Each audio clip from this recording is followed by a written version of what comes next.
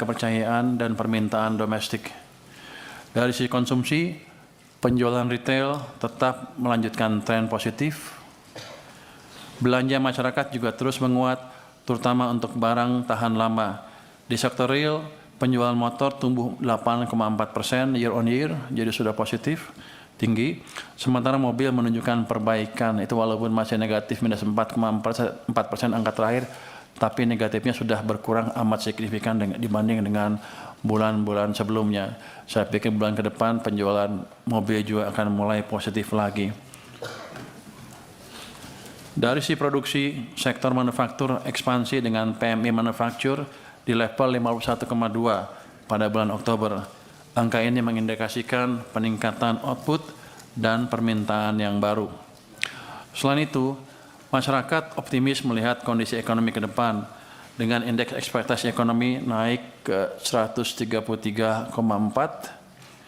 Secara keseluruhan, tingginya optimisme dan produksi ekspansif menjadi pondasi kokoh pertumbuhan ekonomi ke depan. Kalau kita lihat gambar yang paling kanan bawah itu dari September, dari mungkin April, Mei, Juni, Juli, Agustus, September turun ke bawah untuk indeks kepercayaan konsumen saat ini maupun ekspektasinya.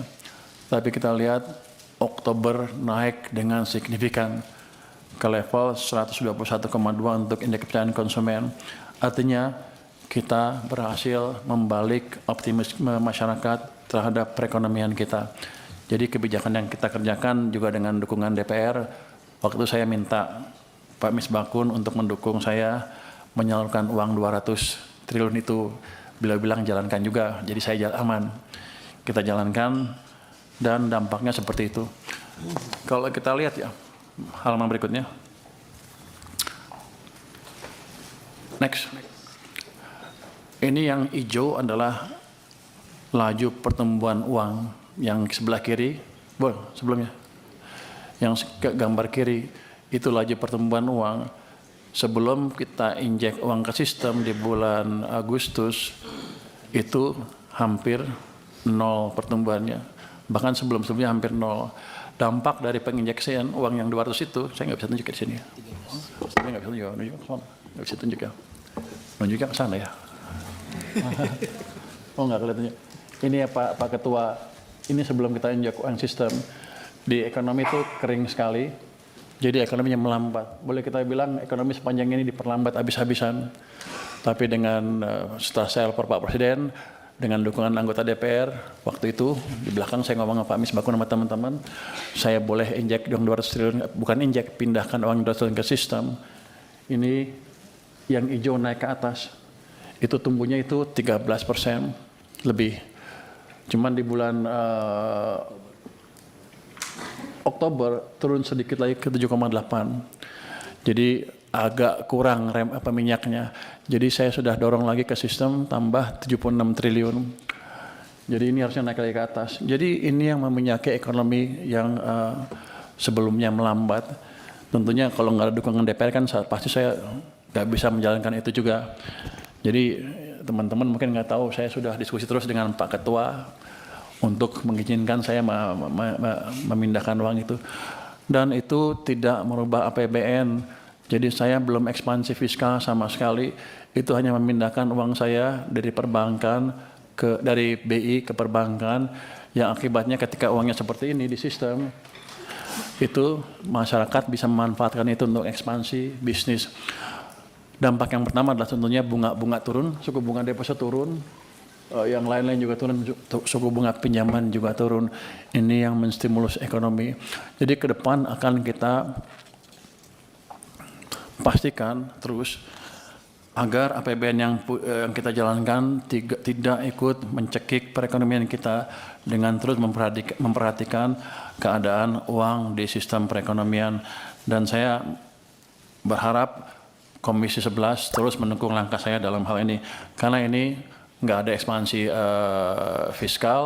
fiskalnya tetap sama, tapi kita manage dengan lebih bagus sehingga ekonominya bisa terus tumbuh. Kalau kita lihat pasar uang antar bank juga turun dengan amat signifikan ya.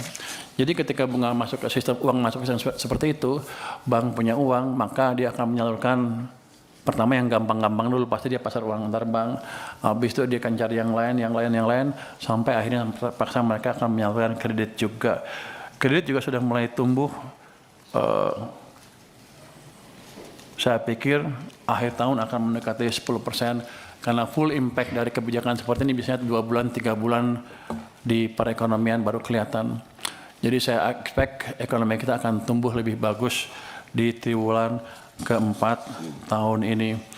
Kalau sebelumnya 5,02 ya, triwulan ketiga, kita expect di triwulan keempat dengan hitungan ini, dengan stimulus ini, dengan stimulus yang lain-lain, BLTS dan lain-lain, kita expect ekonomi kita di triwulan keempat bisa tumbuh 5,6 sampai 5,7%. Kalau itu terjadi, maka pertama, momentum pertumbuhan ekonomi kita sudah berbalik dari melambat ke arah percepatan. Yang kedua, full year ekonomi kita bisa tumbuh sebesar 5,2%. Untuk investor, pasar modal maupun pasar real maupun FDI, arah ekonomi akan menentukan sekali kepada keputusan mereka untuk merealisasikan rencana investasinya. Kalau Anda lihat di pasar saham kan sudah naik cukup signifikan. Mungkin sebagian orang bilang itu ya orang yang punya duit aja yang main di sana. Tapi untuk sebagian besar investor jangka panjang, itu memberi sinyal bahwa ada suatu perbaikan yang positif di sini. Itu sebagai flag pertama bahwa ada perbaikan yang positif di sini. Selama kita bisa menjalankan kebijakan yang terus berkesinambungan, saya pikir ekonomi kita akan semakin bagus, pasar saham akan semakin kuat, dan pelan-pelan investor jangka panjang juga akan masuk.